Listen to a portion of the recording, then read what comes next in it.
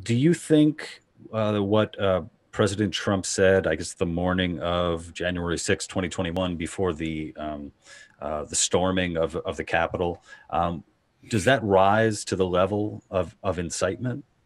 It would not, in my opinion, it would not rise to the level of criminally punishable incitement Mhm. under the First Amendment. But that is not the issue that's before the Senate. The Right. standard for impeachment is different, and it could well rise to that level in that context, especially because he has a responsibility, he had a responsibility as the President of the United States to quell potential violence, not to stimulate it. The test that we've had in the United States since a unanimous Supreme Court decision in 1969 from an ACLU case, I'm proud to say, Brandenburg versus Ohio, only allows punishment of intentional incitement of imminent violence or lawlessness, where the violence or lawlessness is likely to happen imminently.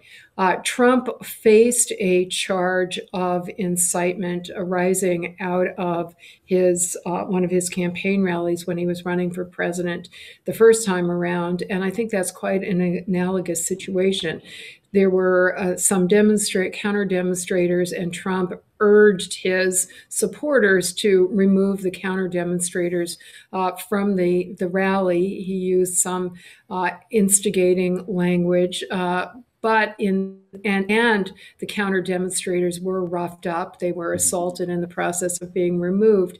And interestingly enough, the lower court judge said, well, there's enough factual material here that, it could go either way. But on appeal, the appellate court stressed the fact that despite some incendiary language, Trump also said, but don't hurt them. And Mm. so that court concluded that overall, his statement could not be punishable as incitement. And I think the same facts obtained, quite similar facts obtained from his January 6th remarks, right? He had allusions to peacefulness. And so I don't think he could be criminally punished, but I certainly do think it is an impeachable offense.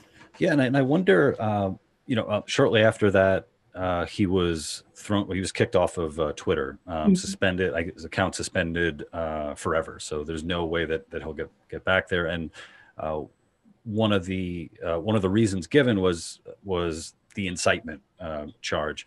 And I wonder, if there were to be, say, a separate trial where uh, Trump was, charged with incitement, and he ended up, you know, being found not guilty because he hires you as his lawyer to defend him.